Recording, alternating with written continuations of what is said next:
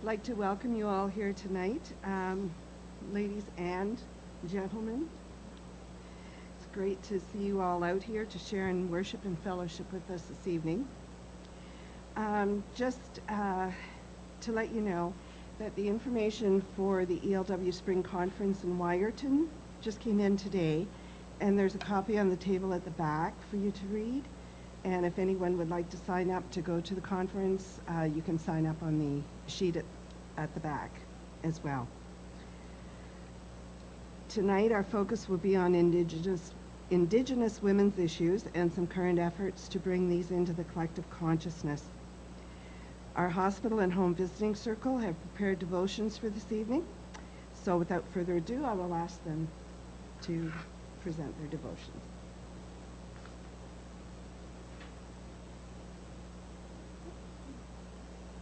And good evening again.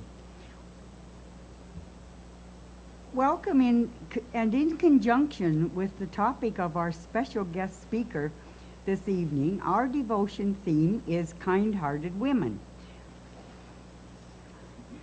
A kind-hearted woman gains respect. That is from Proverbs verse 11. Pardon me. I'm nervous. Chapter 11, verse 16. All of us are eager to know God's dream for our lives. But have you ever thought that you might be part of the fulfillment of God's dream for someone else? God uses his people to fulfill his plans, and you can brighten someone's life with an act of kindness. A Japanese proverb says, "One kind word can warm 3 winter months." That's what we all need any time of the year. Now start with a kind word, then move into a kind action. Even the smallest act of kindness can bring sunshine to another person's life, and it can bring the world into a brighter place for a moment, or maybe even a lifetime.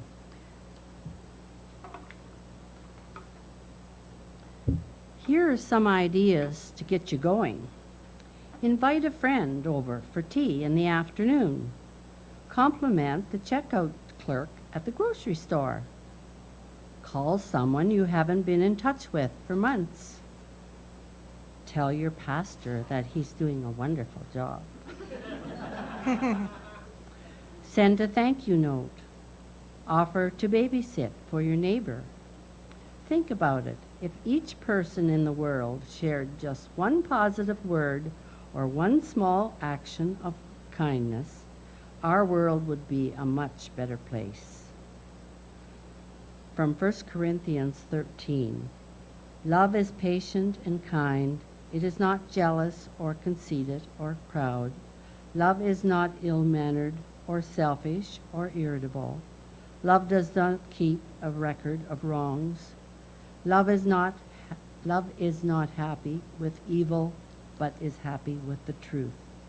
Love never gives up, and its faith, hope, and patience never fail.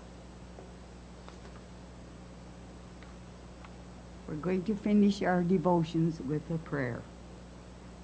O great Spirit who dwells in the sky, lead us to the path of peace and understanding. Let us all live together as brothers and sisters. Our lives are so short here, walking upon Mother Earth's service.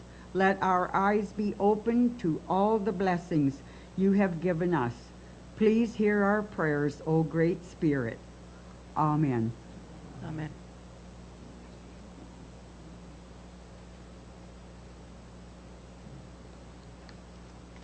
Thank you, ladies. I will now call on Marie to introduce tonight's keynote speaker, Leanne Shimoda.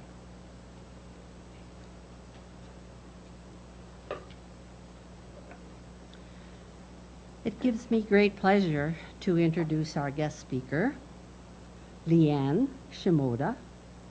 Leanne is Ojibwe and a member of Saugeen First Nation and has been employed there for the past 3 years as a child and youth mental health and addictions counselor.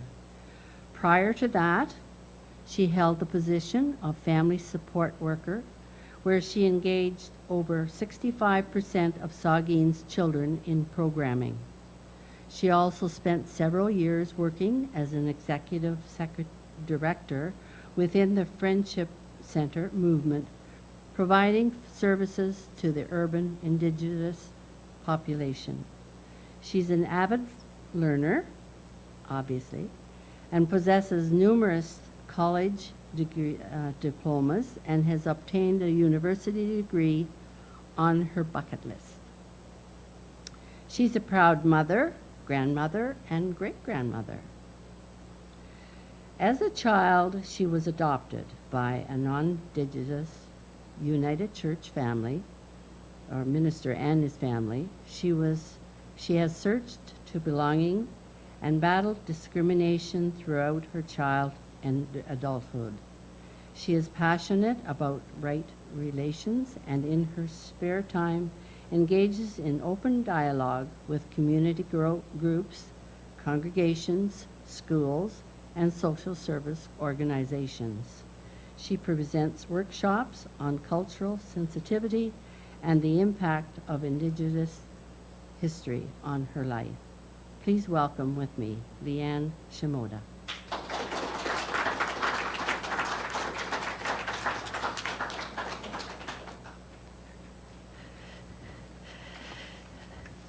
I must say I couldn't have done a better job introducing myself if I hadn't written that myself. It always sounds better than it is. It's always hard when you have 20 minutes to put in a whole day's workshop. So what I usually do, so you're aware of where I'm going, is I do a bit of history, and then we look at, we cover the history so we know how we got where we are today. And then we look at where we can move forward in our lives. And then we're going to open it to some conversation between us, because I love having conversation. I think the beginning place is to let you know that what you're getting is you're getting the expressed opinions of one Indigenous person, myself, and from my life journey. So you're not hearing I'm not speaking on behalf of the whole Indigenous population of Canada and the United States. I am just representing the viewpoints and life experience of Leanne Shimoda and her family. It's true in, and I'm not a historian, so I don't go into years and dates, so you just have to take me as I come. So can someone tell me when Christopher Columbus first? 1492. Good. So in 1492, Christopher Columbus came and discovered North America. He did not come to Canada like we were taught. He came down in the lower parts of the United States. However, the interesting part about Christopher Columbus, when he came here, he discovered Indigenous people. So his explorations were funded by Spain. So he returned to Spain and told them about these glorious people that he had discovered in this foreign land. And so back then Spain was governed by religious foundations, just like everything else was. We know the history of King Henry. You know, he kept changing the religions of Britain so he could change his wives. So Spain was much the same way, and at that time it was governed by the Roman Catholic Church. And so the Roman Catholic Church came down and they wrote a paper called The Doctrine of Discovery.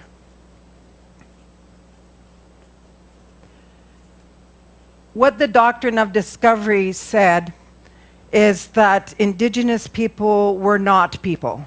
We were less than plants, we were less than animals. So I don't know about you guys, but sometimes I know people who, when they discipline their dog, they kick their dog because they think it's less than a human being and it doesn't have feelings. So I do know people who do that with their pets. So imagine having a whole race of people who've been deemed lesser than a dog and lesser than the plant life that's growing on our beautiful earth. So the church deemed that because we didn't have an organized religion, that's why they determined that we weren't people. So it came out with a Latin phrase called terra nullius. And that phrase is still used today and used in some battles, court battles, because terra nullius is from Latin, and it means land without. Nullus is without, and terra is land. So it meant that we were not able to possess land because we weren't people and we were less than dogs and less than plants. So therefore, indigenous people had no rights to their territory. So that lays the base of why indigenous people are viewed so badly. And so you can understand that the next big thing in our land is people moved over and brought various diseases and various things to a population that weren't accustomed to it. So it's like if I go to Africa, I can't drink the water in Africa, I can't swim in the water in Africa, because I'm going to get sick because I am not used to the parasites over there. So when I went to Africa, I couldn't swim in the water because I would have picked up all sorts of diseases and been very sick. So it's the same thing. When people came over here and migrated here, they brought all kinds of different diseases that we hadn't had. So we move on, and the big thing that is always in discussions right now is residential school. And that's really what's brought us to the topic tonight, is the occurrence of residential school. So in the government's fine mind, they thought, we want all the land. You know how it is, when you're playing as a kid and you're sharing your marbles and you have 3 marbles and your friend has 6 marbles? Sooner or later you want those 6 marbles and you want to have all 9 marbles. Well, that's just human nature. So what happened is the government here decided, as they got to be more and more of them, that they didn't want to just have a little bit of Canada, they wanted all of Canada. So the best way of having all of Canada and not having to live with the Indian Act and stuff like that that the government had designed was making residential schools. So the purpose of residential schools was to take the Indian out of the Indian, which meant that we were no longer be able to think. So it would be like if I said, you guys are all family, right? So what happened is you guys are the parents, this row here. Our parents and grandparents, these are your children over here. They are any age from 3 years old to 15. So what happened is the Indian agent, who was a non-Indigenous person who resided on the reserve and made all the rules for us, controlled our food, controlled the monies, controlled the politics of the reserve. It was his job to do unnice things sometimes. So what happened is a car or a plane or whatever, a bus might come, and they would come to the reserve, and like the Pied Piper, they would take all of the children. So all of these people who used to reside in your community would be removed, and they would go off to various residential schools. Now in our community, only some of the kids went. Some communities, no children went. And some of the communities, all the children went. So imagine our favorite story, the Pied Piper, where he comes and he takes all the mice out of town.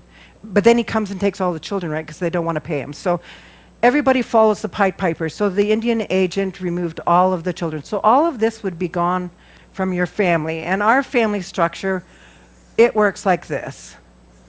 This is a medicine wheel. It's not colored. We have the elders here, and it's usually the white. And over here we have the yellow, which is our infants. And over here we have our youth. And here we have our adults. So what happened is that they removed these parts. So they removed half the pie. So I don't know how many of you like pie. How many of you like pie here? I kind of like pie. So what happens is if you take one piece of pie out of the pie, all the good stuff falls into those cracks, right? And what happens in the middle of a pie is that all pieces join together. So if we look at this in balance, because Indigenous population looks at everything in balance, so each one of us can't exist without the other one. Because you'll notice, well, if I was a good drawer, you'd notice that all the 4 pieces are the same size. And you notice that the one nice thing is they all touch in the middle. So it means that elders impact the lives of children, impact youth, impact adults. So therefore, the same being infants and children impact the lives of adults and elders. So you can imagine if that whole piece of your pie is missing, then you're missing a huge part of your community. So the years go by, the kids are away at residential school, and residential school was put in place because they wanted to remove us from our language, they wanted to remove our culture, they wanted to remove our spirituality, and they wanted to remove our sense of community. It's like if all of a sudden I said, okay, these guys here in this row, they're never going back to their houses anymore. We're just going to take them off and send them somewhere else because we just don't want them living in Hanover anymore. You know, that's what it was like. And so these guys, when they came back, they would come back as adults and elders. But the problem would be is that they would no longer speak Ojibwe. So say, for instance, back I had been removed and sent to residential school, I would have spoken Ojibwe. I would have had my traditions and my culture. But when I came back, I would no longer be speaking Ojibwe, and I would no longer understand my culture. But beyond that, I wouldn't even understand how to be parents. Right? Because if you're raised in an institute, you don't know how to be a parent. We all know how to be parents because we have parents who taught us. I don't know about you guys, but I tell you, I had to get up in the morning. I had to eat either porridge or poached eggs for breakfast. I'm not sure which one was worse. Some mornings one was worse than the other, but I had to have them every morning before I went to school. Then I went to school, I got home, I had to do my chores,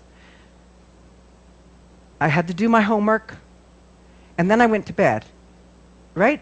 That's because I had parents that knew how to parent me. Imagine if you come back and you're the next generation, you don't know how to be a parent because you've never learned those skills. So we have a lot of kids that walk the street, don't attend school, don't think it's important. But of course, if you attend in residential school, why would you think school was important for your kids if you had such a terrible experience? So what came after residential school, because of course, these people returned to their community at some point, a lot of them did, not as healthy as when they left, and not as stable as when they left. But after that came the 60s scoop, and that's where I step into Indigenous history. When the government failed to have everybody removed, what they did next is they adopted us Indigenous children into white families. So if I'm talking about my family, my birth mom was from Saugeen, my birth dad was from Cape. When I was 3 or 4 years old, I was adopted during the 60s scoop by a United Church minister and his family. So I have always been raised off reserve. And so as you're growing up, you think all the time that you're in a real rush to get back because you're not really accepted by the white population. You know, people are mean. They say mean things. I remember being shot at, and I had to fight in my front yard, you know, because you know what? My sisters and brothers were blonde with blue eyes and freckles. And so, you know what? Like, how does little brown peanut belong with blonde people? So kids are really mean by the time they get to be in grade 5 or 6. All of a sudden, they start realizing that you're brown and the rest of your sisters and brothers are white. So, like, it was a fight every day to say, no, these are my brothers and sisters. I belong with them. So you have huge attachment issues. I had huge attachment issues because I didn't belong there. So I was in a real rush to get back to my Aboriginal family because I thought I would belong there because I'd look like everybody else. Well, I was really surprised when I got back and found out that they didn't think I belonged there either. Because even though I was brown on the outside, I was really white on the inside because I was very comfortable functioning in the non-Indigenous world, but I had no idea how to function on the reserve because they are two different environments. The reserve is kind of like a fishbowl, you know, like a small community is like a fishbowl. I'm sure in Hanover, sometimes all your neighbors know all the gossip that you wish they didn't know. Well, when you live on a reserve, everybody knows the gossip. In fact, everybody remembers the gossip. They remember what you did when you're 16 and 17 and making all those mistakes we make when we're young people. Well, when you're trying to get a job, trust me, they still remember when you're 40 and still think you're the same as when you're 16. Even though you have changed your life and become wonderful and done wonderful things, they still think you're the same old thing that you were when you're 16. So that's one advantage I do have, is that I don't have prejudice against any family because I don't know the families, I don't know their history. I really don't know who was drunk when they were 16 walking down the street. So it is a strength I have going onto the reserve and working. It's also become a real blessing when it comes to talking to groups like you, because I'm not an angry Indigenous person. I can present history to you, I can talk about it, we can discuss it, you can ask any question you like, because there's no such thing as a silly question to me. Because there are people who walk around and they're really mad at us, because I know from going to the grocery store that there are people who are mad when I pull out my status card and am holding up the line because I want to get my tax back. And that's part of my right under the treaties. So there are tellers that treat you really nice, and they act like they know what they're doing, and they run you through, and everything is smooth. But there are tellers who treat you like you're less than a human being still, and they take hours progressing you. So by the time you're processed with your status card, there is a line of angry people waiting for you to finish your transaction at Walmart. And they are angry because the person is taking a very, very long time to process your status card. I think the one thing that I wanted to cover was the 7 generations things, because the one thing we need to talk about is how long does healing take? And it's our belief that it takes 7 generations. So I always make this card because it's very hard for me to count to 7. So if my parent was in residential school, then as a child, I'm the 1st generation. Then my grandchild's next, my great-grandchild's next, my great-great-grandchild's next, my great-great-great-grandchild, and then my great-great-great-great-grandchild, before the healing is really in place. They're now even saying that there's a blood memory that we possess that causes our brain to change when there's a memory of trauma. So that means that there is really great hope for my great-great-great-great-grandchildren by the time they're no longer Indigenous, because I don't know if you guys realize that we're the only people on the world that are defined who we are as Indigenous people by the government. So for a while, before 1985, I was Indigenous when I was born. Then, because I married a non-Indigenous husband, so my first husband was non-Aboriginal, once I married him, I became non-Indigenous. So now I was white. However, people didn't see it that way so much. So then in 1985, the government changed its mind and said, hey, this isn't fair, because Aboriginal men who married white women, their wife became Aboriginal. So now in 1985, they equalized it. So in 1985, I became Indigenous again. And my children became Indigenous. So it was a miracle. We all became Indigenous. However, my grandchildren didn't become Indigenous. They were all of a sudden still non-Indigenous. However, if I had had a brother who had married a white woman, his grandchildren were Indigenous. So in 2011, they finally got it all right. So in 2011, my grandchildren finally became Indigenous. So it's a very complicated picture, but you have to make it funny, because it is kind of funny. You know, I could be this miserable person, and we talked at the beginning about how people think about us as plants and less than animals. And I know that you think that that was back in 1492.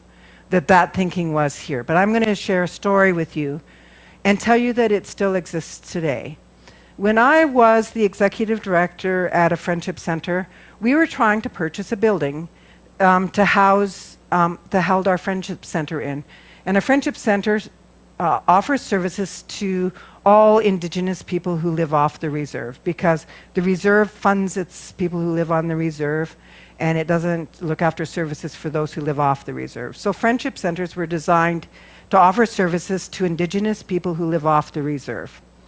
So we were there trying to buy this building, and they weren't selling it to us. They weren't being gracious. They wouldn't sell it to us. So I called a meeting with his board of directors and sat down, and I said, how come you're having a difficulty selling us this building? And they said, because you are Native, you would have no understanding of finance. You would have no understanding of how to manage a mortgage, and we don't want to get our building back because you just wouldn't understand how to manage a mortgage or how to make your monthly payments or how to look after the building in itself. So at that moment, I was able to say to him, you are wrong. I have a degree in accounting, and I have one in business administration. So we did get the building. That's the long story. That's the short story of a long story. But it proves to you that people still think we are less than. And that was in the 2000s. That was in the early 2003.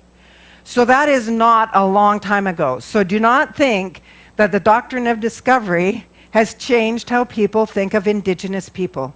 And as Indigenous people, we face that every single day in various ways. So I come out and we are talking about what we can do to move forward.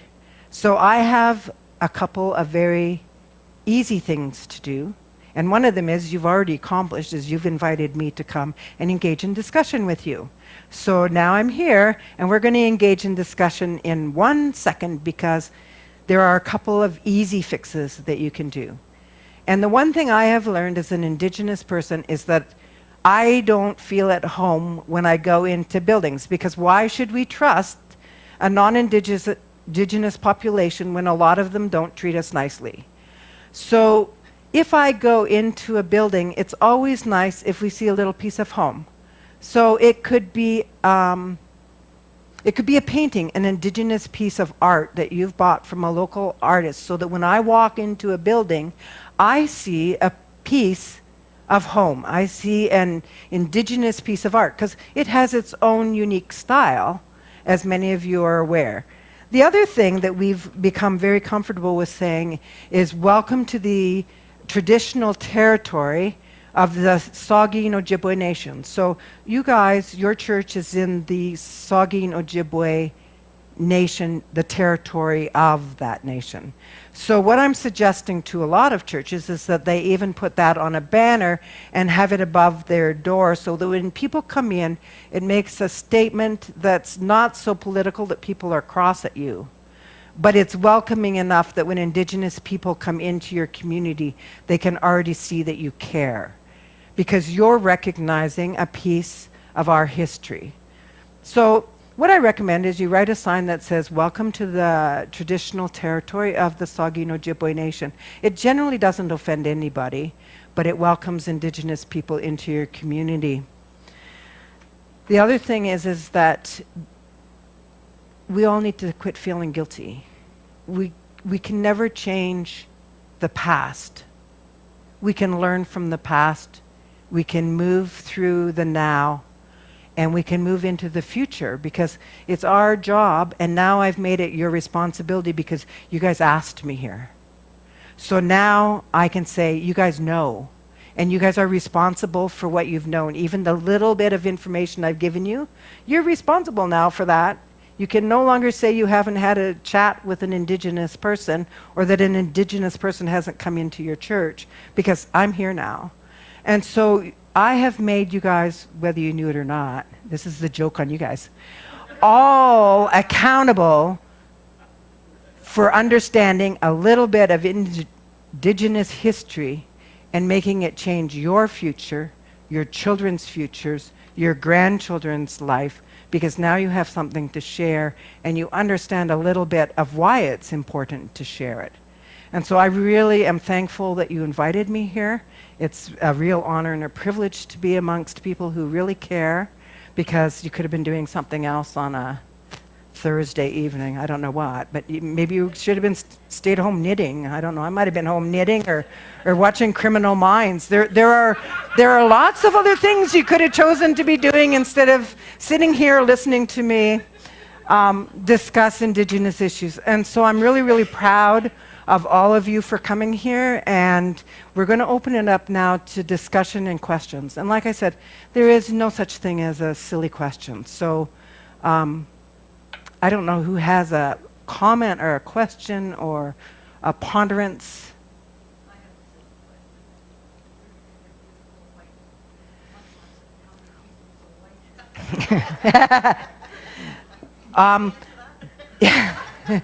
Yeah, these are oh, what kind of moccasins are these? Manitoba moccasins. And you know, I only wear them on lovely days like today. And I have to say that they're starting to lose rabbit fur now. And I learned all about rabbit fur when I was a teenager. A quick story, because I like telling stories. So when I was a teenager, I had this lovely vest that would have gone beautifully with these boots. And it was getting dirty, because white gets dirty every once in a while. So you know what I did? Because I was like 16, 17. I threw it in the washing machine. When I opened up the washing machine, there were all these little bunnies. So I have not washed my moccasins, and they still look like new, except they're getting a little worn at the toes there. But they are beautiful moccasins, and they're very comfortable on your feet. I recommend them to anyone. That's my ad for Manitoba moccasins.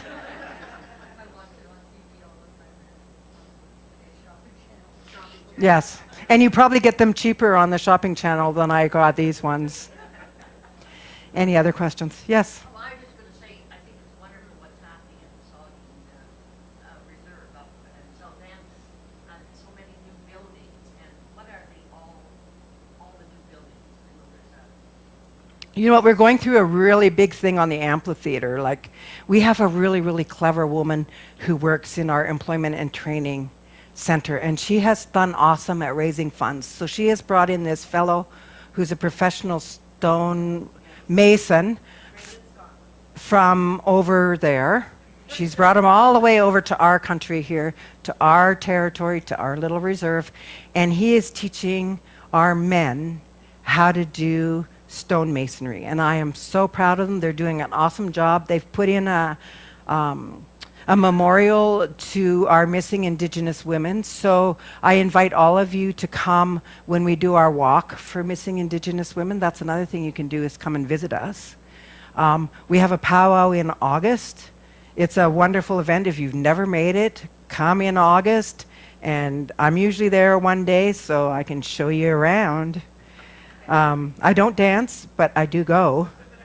So I can show you around. You're all welcome to come. No, the missing Indigenous walk is, I can't tell you, but we do have it. And lots of communities are having it. Because the interesting stat, and I'm a stat person, I love stats, so I'm going to give you one stat, and that is that the Indigenous population is 5% of Canada's population, so it's a very small percentage of the population. However, we are, I have it on a little piece of paper here somewhere. We are like 26% of murdered people. So that's a very high percentage for, so that's not a direct quote, it's like 20-something percentage of murdered Indigenous people. So that's a very high percentage when you consider we're only 5% of the Canadian population.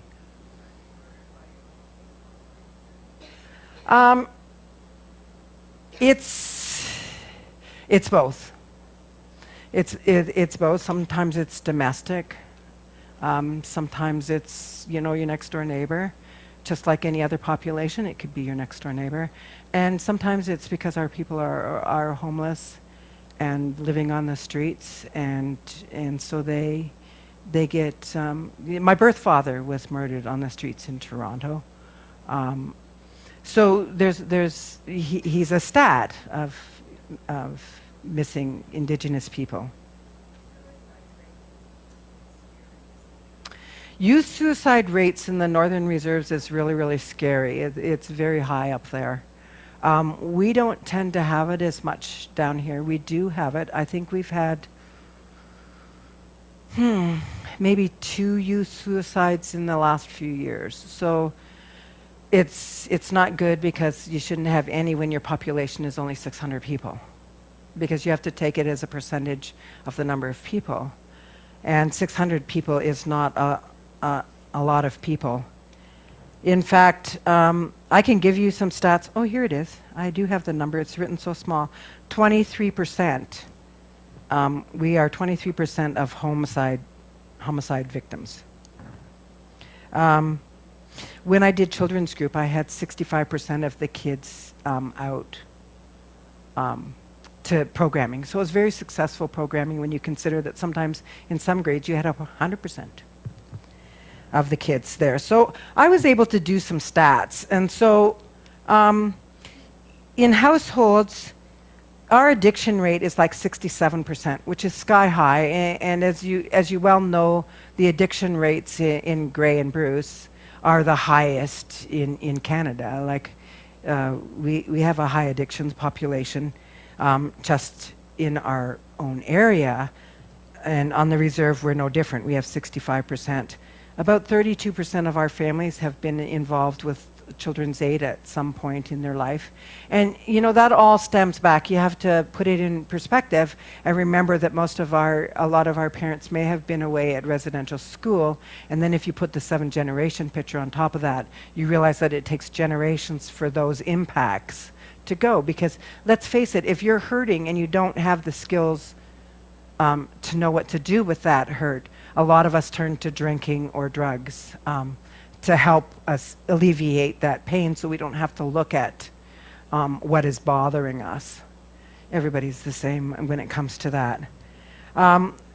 As far as working people go, we have 41% that has one person working, and we have 31% of people who have no people working in their households. So poverty is a huge issue. We have great water at Saugeen. However, it is a very huge issue, and if that's something that you would like to do, it would be really nice if we had people lobbying for clean water for our reserves, because no one in Canada should be without clean water. We're really good at reaching out to foreign countries, but we're not so great at reaching into our own communities. We tend to be very outward looking and tend to ignore our issues. I was teaching this to a college class, and at Georgian, because I do that there too. And one of the girls was from overseas, and she said in their country, they don't look at their own bad history either. So Canada has never taught this in schools. That's what's changing. It's now mandated, and the children will be learning about the truth about residential school, what happened, with the removal of kids. They'll hopefully soon be learning about the 60s scoop as well.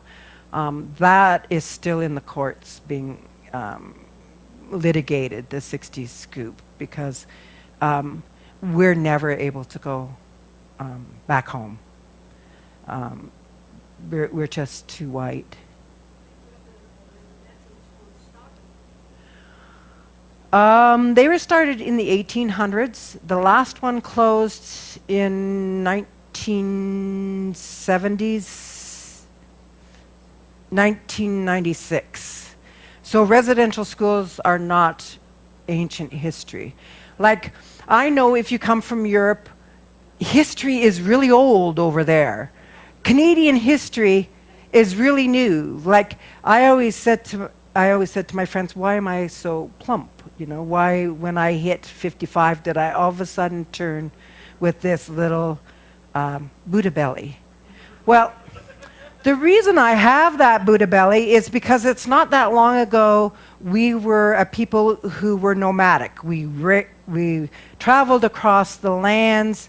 We moved for where the hunting grounds were good, where the fishing was good. We raised our crops. And then all the European settlers came with their lovely flour and their sweets and everything like that. So now we have these lovely Buddha bellies because our bodies haven't caught up with our history. Because you guys only started coming here not so long ago.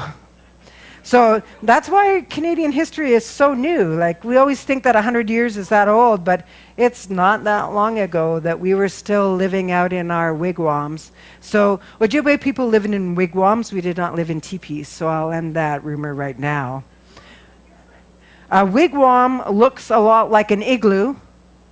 So you know what an igloo looks like? It's kind of rounded like that. Well, a wigwam looks a lot like an igloo, only it's made with bent sticks and leaves and bark. And so we were very portable. We would gather along the rivers during the springtime. We'd all gather there. And then during the winter, of course, you can't feed a lot of people all winter long. So we would split into smaller groups and go to hunting grounds and then gather back in the spring, and that's why we'd have a potlatch. And so with the Indian Act and stuff, a lot of things were forbidden. So we did not get the vote until 1960.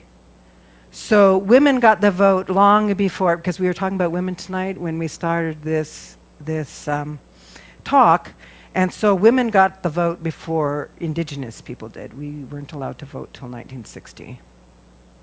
In fact, we weren't allowed to leave the reserve for till 1960. I don't think we were allowed to drink till the 1980s.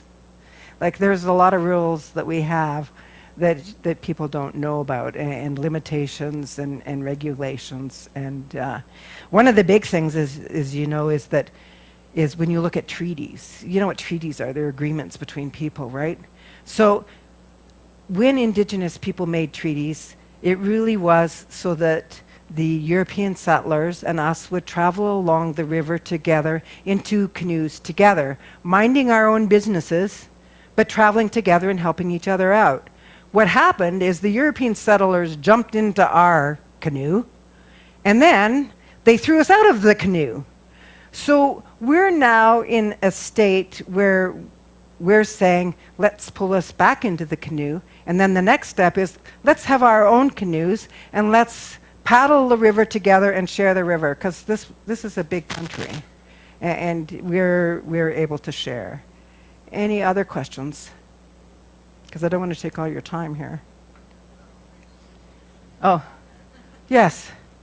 Previous government seemed to sort of put the missing women issue. They didn't address it properly. Now we're hearing that the new government is acting some sort of legislation. Could you address that? Give us your perspective on what's being done. Big for your right.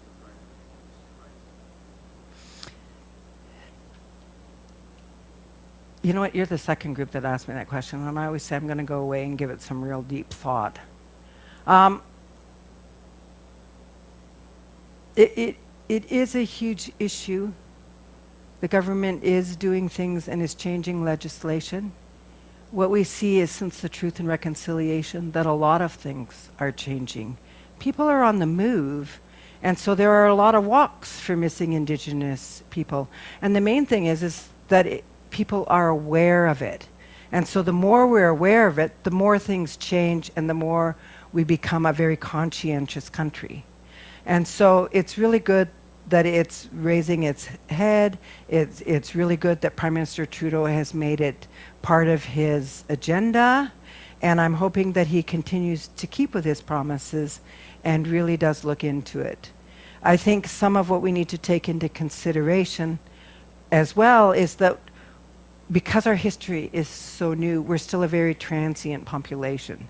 And when you look at the issues that come from us being removed and separated from our people all the time and scattered. We're a very transient group, so we also need to do some teachings about hitchhiking safety and moving across countries and who's safe to get a ride with, who's not. I mean, just like everybody else is doing, we're teaching our children that it's not so safe in this world to be out and hitchhiking. I remember as a teenager, we just stuck out our thumb and, took a ride to wherever we were going with whoever we got with. And I'm really glad that we're changing that, and I'm really glad that Prime Minister Trudeau has stated that it's part of his agenda. I'm hoping that he also keeps the water issue, because that's a really, really large concern, as well as the suicide rate in young populations. I was reading on Facebook, and I don't know that there's always truth in Facebook, but I'm going to take this as a truth that one of the reserves in the West, because it's not Ontario, has declared a state of emergency because their suicide rate is so high. And that means that we need to be sending a lot more mental health workers up there. And because the government didn't give us the nice land. They didn't give us the farmland. They didn't give us the land that's going to grow lots of sunflower seeds and feed us with multitudes of fish and stuff. They gave us the rocky land that's very unproductive. They sent us way up north, where it's very isolated, and you get in there by flying in there. Like, it must be so isolated. It's like, that's great for if I want to go to a hunting cabin and do a thesis or something like that. That's great for isolation. But I don't know that I, as a person, could cope up there. Some of the strengths that come from coping up there is they still can, a lot of them can still speak their language, because language is very important.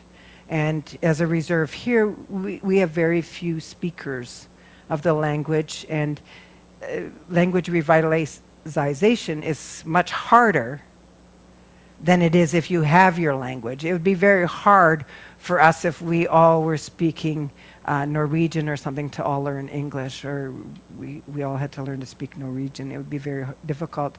And certainly I know at my age it is much harder to learn a language, because I took Ojibwe for 3 years and I speak very little of it. So I can teach you 2 words that will get you around a little bit in Ojibwe. And so the first one I'm going to teach you is Ani. And that means hello. And so when I had a job at the Friendship Center, I'm a very friendly person.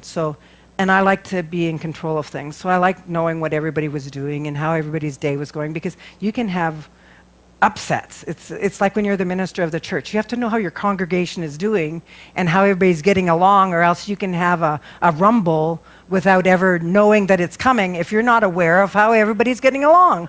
So it was common. Everybody would come into the Friendship Center, come back and see me in my desk, grab a chocolate, grab a candy, and tell me how their life was going. And then I would know, and I did the same thing with my staff. So I would know how the staff was doing, because they have to be healthy to look after the population that they were dealing with. So anyways, they would always come in and say Ani to me. So this little girl, she comes in and she thinks, that's my name. So now she's 14 and she still calls me Ani, because she thought that was my name, because everybody said it when they saw me, Ani. So Ani is hello.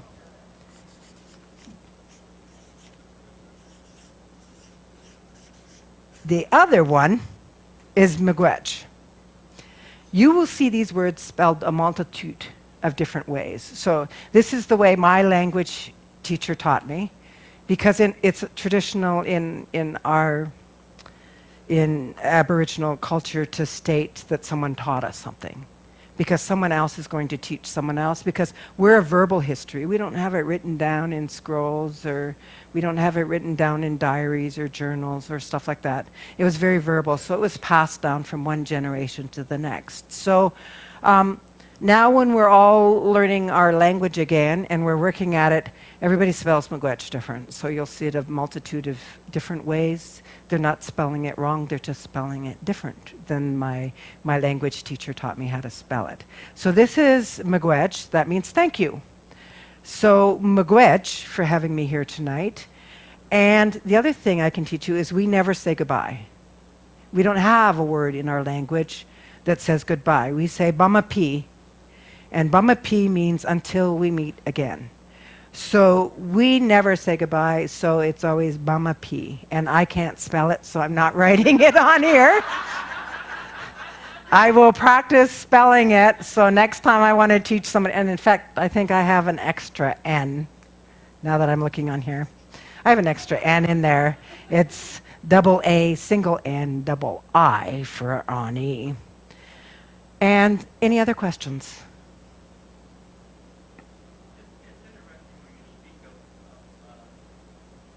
what the think about when you said that in history of this area, the Great Bush, when we this land from different we creatures or this thing, it was ridiculous.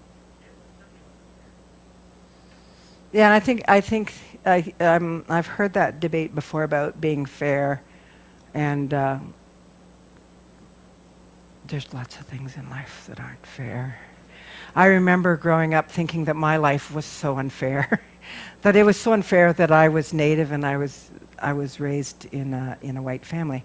My sister today, she's non-Native, she still introduces me as her adopted Native sister, and I've often wondered why she does that, because it's obvious that I'm not white.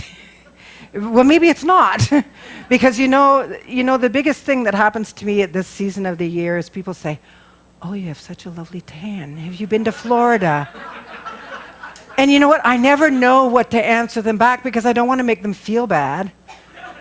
And it's like, I've never gone to a white person and said, "Oh, you are so lovely and white. Can I touch your skin?" So it's like, it blows me away when they say, "Oh, you're so lovely and brown. You must have been to Florida. Did you just get back?" And it's always like, it breaks my heart to always have to say to them, "No, I'm this color all year round." And I wait for them to say, "Oh, you are so lucky." But I've never heard somebody tell me that, so could you guys please tell me that I'm so lucky to be brown? There you go. So I really thank you guys for letting me stand up here, and I hope I helped you understand a little bit. There's so much more to go, and thank you for such a delightful time. Bamapi. And thank you.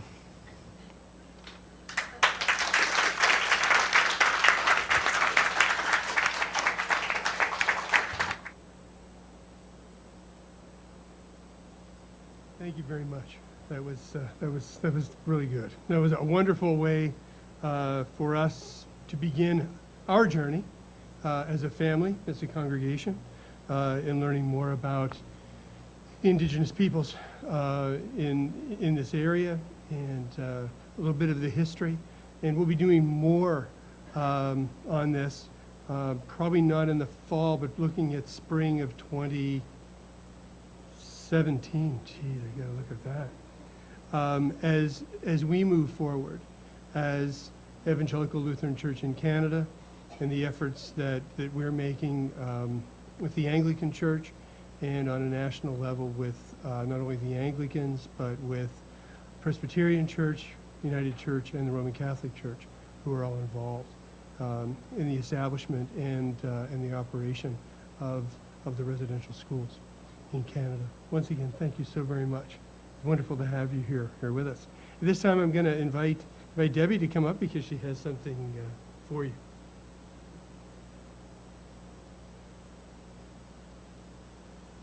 Leanne, I just have an envelope with a check for you, and to thank you for coming and filling us in this evening. So glad I could make it. I'm sure everybody else feels the same way. We learned so much in a short time.